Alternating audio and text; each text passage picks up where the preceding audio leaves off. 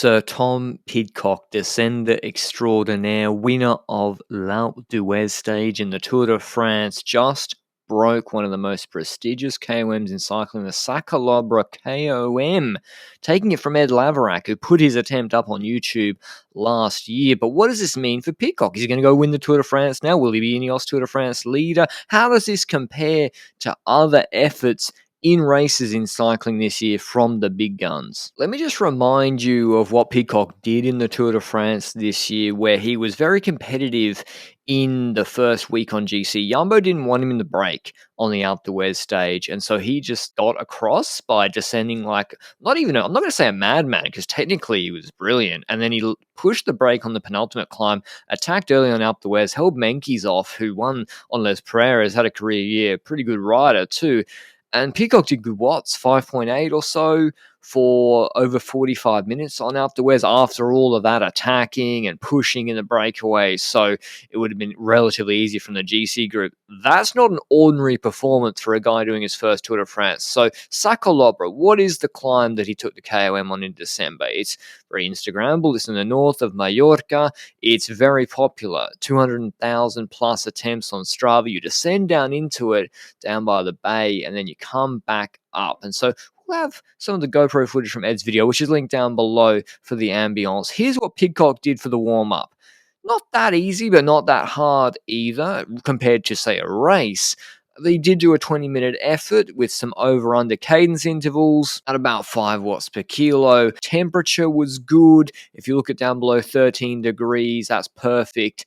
And then he did 6.6 watts per kilo for 22 minutes and 52 seconds, taking the KOM. Max heart rate 183, very steadily paced effort, slight negative split. I'm assuming Pidcock's at his input weight of 58 kilos. That seems to be near enough his race weight. He is doing cyclocross at the moment after all. And yeah, steady effort. It's hard to tell from the power data whether he was drafting behind a teammate. Doesn't look like that because it's pretty steady, or a moto for any point. But from the power perspective, that doesn't matter. The power is the power, whether you're drafting or not. So that doesn't matter for future performance. Maybe you could have gone a little bit harder. The last 90 seconds, he did 433 watts for a guy sub 60 kilos, end of a 23-minute effort. That's pushing 7.5 watts per kilo. So a big surge at the end, maybe because it is a little bit steeper. I think 9% for the last 500 meters. Maybe you wanted to hold something back. So 6.6 watts per kilo, 22 minutes. You're probably thinking, well,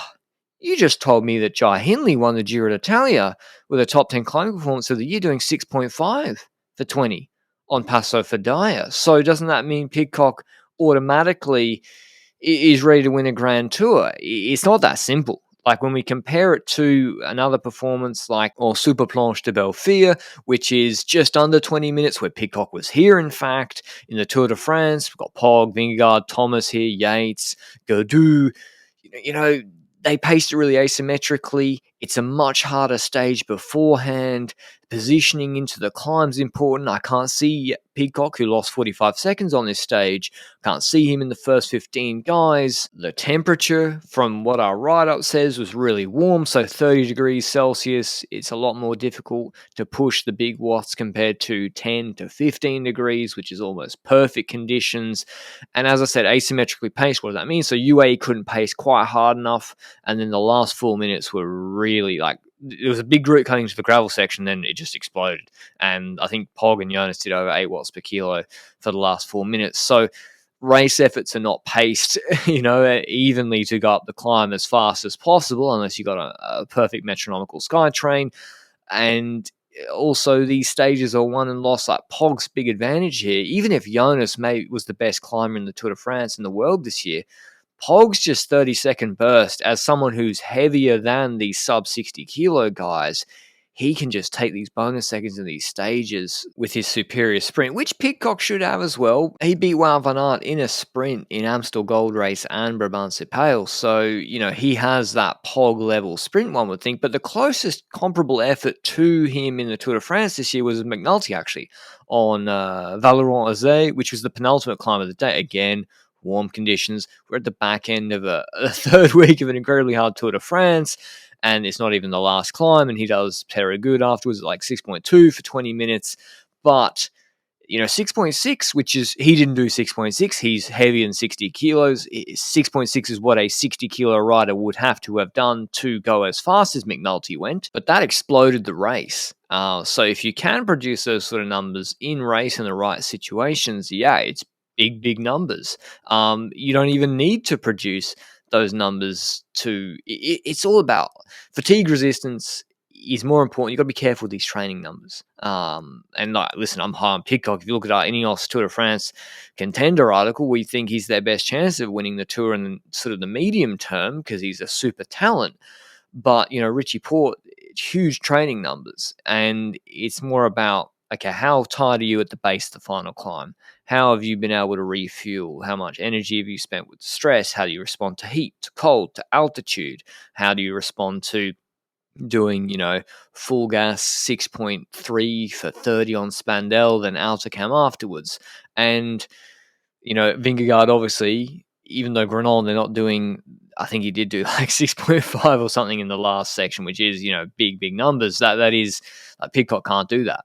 But they don't have high altitude like that in the Tour de France this year. So it's also horses for courses. Like, if there's not this high altitude monster terrible stage or a hard finish like the Altacam stage in the end of the third week, then it's all immaterial. And this parcours coming up kind of suits someone like Pog, who, with the 6 to 8% climbs, and Pog's big advantage is he'll knock out 6.5 for 20 anytime, any place, any temperature, any given day. He'll knock it out. Even when he crashed on the Altacam, he still did like a career level almost performance on the Altacam climb. Didn't lose that much to Vingegaard.